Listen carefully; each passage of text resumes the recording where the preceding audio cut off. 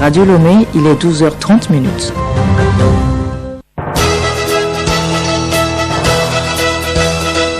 Le journal Bénédicte Kanda.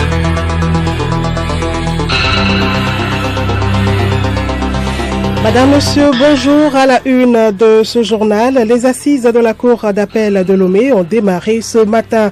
Nous serons en direct avec Elena Sabi qui suit de près l'ouverture. Le fil de coton est la matière première des tisserands dans la confection des pagnes traditionnelles. Les difficultés auxquelles font face ces artisans pour s'approvisionner à suivre dans ce journal. Une journée mondiale contre la douleur ce lundi. Qu'on le veuille ou non, la douleur fait partie de notre existence et il s'agit de trouver les moyens de la gérer, qu'elle soit physique ou psychique.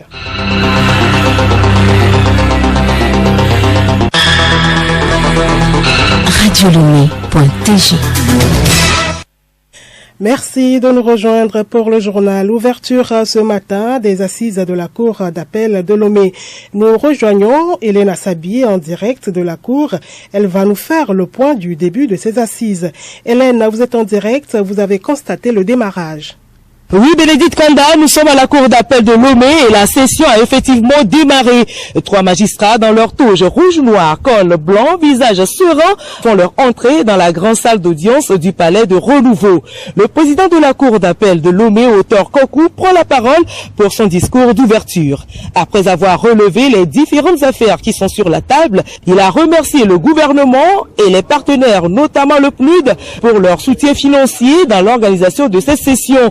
Au total, 50 millions de francs CFA sont débloqués. Le président de la Cour d'appel de Lomé a aussi rassuré le public que ces procès seront justes et équitables. Le décor ainsi planté, les travaux ont été suspendus pour environ 15 minutes avant de reprendre avec la prestation de serment des jurés choisis en tant que d'honnêtes citoyens pour se prononcer également sur le sort des accusés. Toutes les conditions ainsi réunies, le premier procès s'ouvre. Et il porte sur une affaire de vol aggravé ayant entraîné la mort.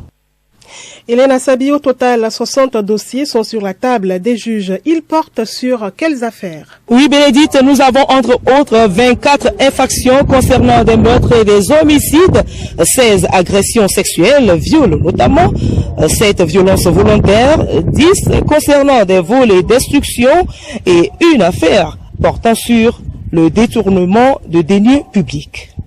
Merci à vous, Elena Sabi, et à toute l'équipe technique depuis la Cour d'appel de Lomé.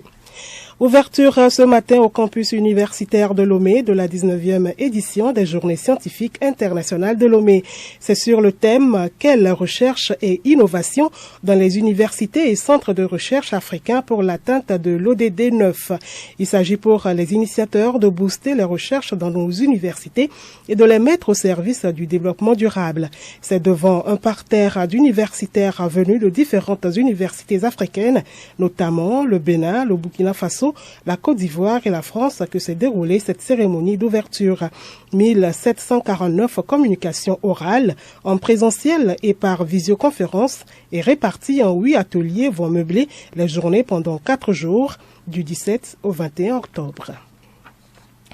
Le projet d'appui à la production durable du coton en Côte d'Ivoire, au Tchad et au Togo a été lancé à Kara pour une durée de 3 ans. Le compte rendu avec Léontine Tédéo de la Top Kara.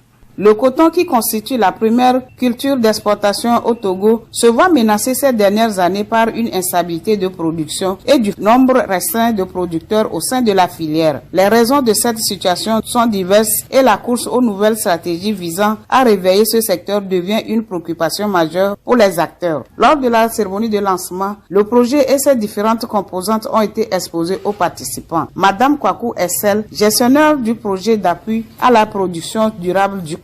L'objectif global du projet, c'est de soutenir 32 500 producteurs de coton, dont 10 000 producteurs au Togo, dont des femmes et des jeunes, pour l'utilisation de moins d'intrants chimiques. Nous voulons également aider les producteurs à être plus résilients au changement climatique. De façon spécifique, ce projet va renforcer les capacités des producteurs sur les bonnes pratiques agricoles, sociales et environnementales du coton. Le projet va également travailler avec les groupements de producteurs de coton pour les rendre plus forts et professionnels.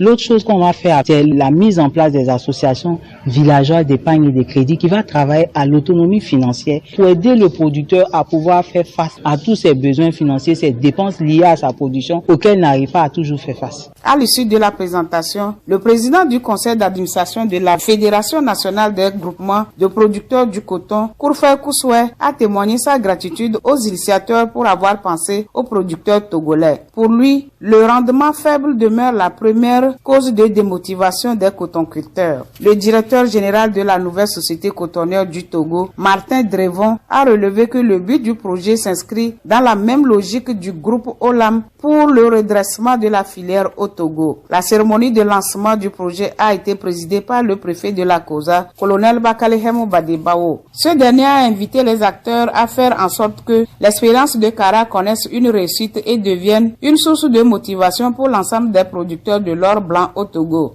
Notons que le choix de la région de la Kara répond aux critères imposés, notamment le besoin réel, l'accessibilité des producteurs et la mauvaise organisation des groupements de producteurs du coton. De l'agence togolaise de presse Kara, Léontine Tateho Arokmowe pour Radio Lomé. Effectivement, le fil de coton est la matière première du tisserand, mais le Togo ne dispose pas d'une usine de filature. Cela rend difficile l'approvisionnement aux tisserands togolais. Ils font donc face à de nombreuses difficultés. Véronique Mamidi, présidente des tisserands de la COSA, liste quelques-unes au micro de Nathalie Paneguet. Le Togo exporte le coton, on n'a pas d'usine de filature qui nous fait les fils. Et le pire, moi je retourne payer à 55 à 100 par bouquinaire. Pour Lomé, c'est les bobines Mani China là. Quand tu payes par Lomé, tu n'as pas de souci avec douane, mais c'est encore plus cher, c'est pas avantageux. Mais comme Burkina, ils ont l'usine de filature et Ghana, par 55 Ghana, ils rentrent. Les commerçants de là la payent et moi j'achète chez eux. Mais il y a la douane, quand la douane te saisit avec nos produits, là tu es foutu. Tu vas payer jusqu'à la dette de tes aïeux. C'est ça qui nous tue, qui fait qu'on n'arrive pas à vendre ça à la portée de tout le monde. Parce qu'il va aller payer paquet à 8 000, à 9 000, 10 000, ça dépend des fils. Venir avec le transport, voir le temps me rester, ficelle par ficelle. Parce que tu as même levé et gagné combien on fait pour ne pas rester papa. Arrivé, le paquet tu avais payé 8 000 à 15 000. Tu le vends à l'ancien prix. Ça t'en faillite ça. Utile dans de nombreuses circonstances, les pagnes traditionnelles se font plus présents dans la région de la Kara. Quelles sont les occasions réelles qui nécessitent la commande de ces pagnes? De Kara, Nathalie Paneguet nous obtient des réponses. Je vais essayer de voir. Ok, c'est bon. Conçu avec art, le quinté ou le lopo est utile lors des enterrements, des cérémonies de dot et des rites initiatiques de la jeune fille Kabié. Véronique Mamidi, patronne tisserande. Dans la région, au moment d'accueillement, ils peuvent monter mieux à la montagne au retour. Ça se pagne, c'est ce qu'elle va porter revenir. Dans les enterrements, c'est avec ça qu'ils courent sur leur orteil. Troisièmement, c'est revenu pour la dot aussi. Il faut un pagne, tu sais, si tu veux demander la main d'une fille ou femme. Petit à petit, le pagne traditionnel trouve sa place dans les soutenances, les mariages, voire dans les églises. Retrouvons Véronique. Ceux qui ont été à l'aventure n'aiment plus faire même le mariage avec les tissus des blancs. Ils payent ça aussi pour le mariage. Les chefs cantants ont besoin de ça. Les jeunes qui font leur soutenance, par exemple, un jeune qui a fait l'agriculture, il paye ça. Et d'autres vieillards, autant d'armatans, ça ils se couvrent. Et présentement, moi, à l'église même où je fréquente, je les ai appelés, les jeter de table, les nappes. Les jeunes filles maintenant s'intéressent. Avant, c'était que c'est pour les femmes. Bien que les populations adhèrent à la consommation de ce produit local, les tisserands qui le fabriquent éprouvent quelques difficultés. De Kara, Nathalie Paneguet pour Radio Lomé.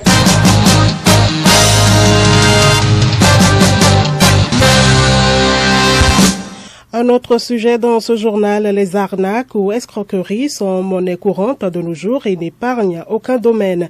Dans ce dossier, Alice Berthe Barandao attire notre attention sur certaines formes d'arnaques plus récurrentes aujourd'hui. Pour soutirer de l'argent aux citoyens, les réseaux d'anarcheurs rivalisent d'ingéniosité en utilisant plusieurs procédés d'anarque.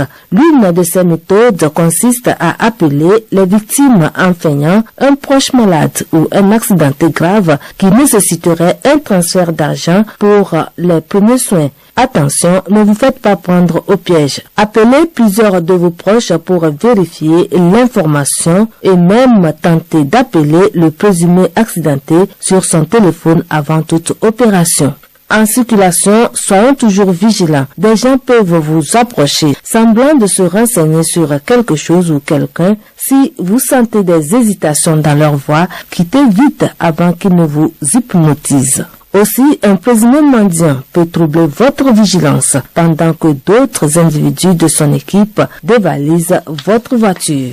Vous êtes à la recherche d'un emploi, c'est bien de filmer partout. Mais attention, les appels d'offres indésirables deviennent de plus en plus courants. Faisons preuve de bon sens pour distinguer les offres légitimes des escroqueries. Parlons des arnaques à la loterie. Attention, attention. Vous recevez un email prétendant que vous êtes gagnant d'une grosse somme d'une loterie peu connue dans notre pays. Alors, on vous incite à payer une toute petite somme pour récupérer vos gains. Et on vous invite donc à envoyer vos informations personnelles à des fins de vérification. Ne le faites jamais. Vous risquez d'être victime d'une usurpation d'identité et d'argent que vous avez envoyé. Vous pouvez aussi être victime de transferts rapides d'argent par un homme d'affaires ou par un présumé prince héritier. Ces anarcheurs prétendent détenir des millions qu'ils souhaitent faire sortir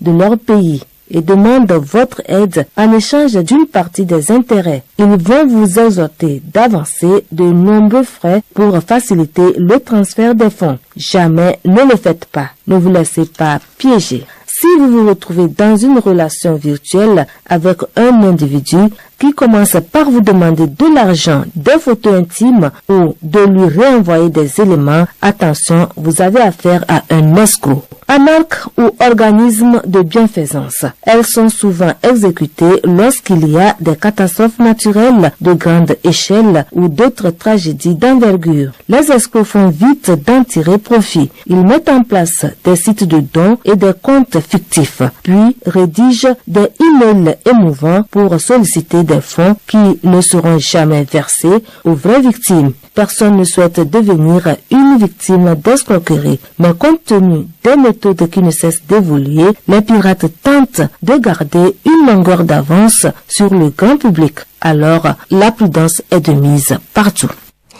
Merci Alice Berthe Barandao. Vigilance donc à tous les niveaux. Dans l'actualité également, journée mondiale contre la douleur, ce 3e lundi du mois d'octobre. Et qu'on le veuille ou non, la douleur fait partie de notre existence. Comment la gérer lorsqu'elle survient? Élément de réponse avec Charlotte Ahar. Qu'elles soient physiques ou psychiques, chroniques ou en fin de vie, les douleurs doivent être prises en compte.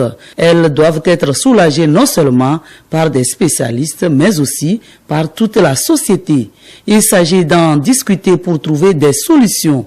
Chacun est concerné. Une personne qui souffre trop risque de se renfermer sur elle-même et de s'isoler. Le plus important est de comprendre l'origine de ces douleurs et de voir ce qui est possible pour les atténuer. Selon l'OMS, la douleur chronique est l'un des problèmes les plus sous-estimés par les services de santé dans le monde aujourd'hui, alors qu'elle devrait être considérée comme une maladie en tant que telle.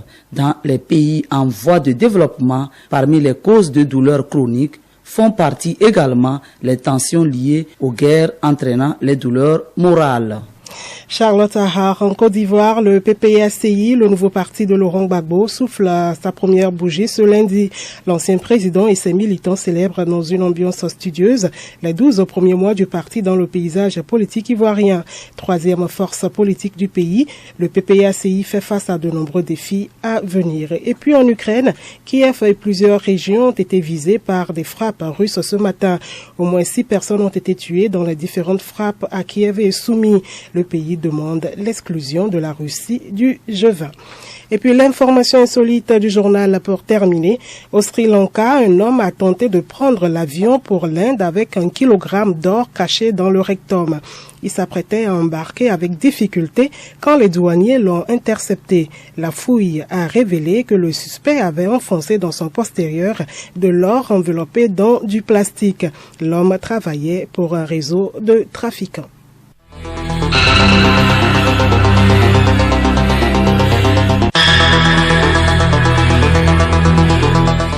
Madame, Monsieur, voilà, c'est la fin de ce journal. Merci de l'avoir suivi. Dans l'actualité ce jour, c'est l'ouverture des assises de la Cour d'appel de Lomé.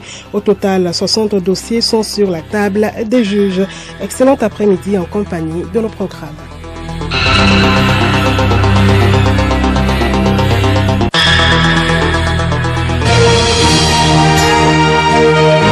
Radio Lomé, boîte postale 434, email radiolomé@radiolomé.tg. radiolomé.tg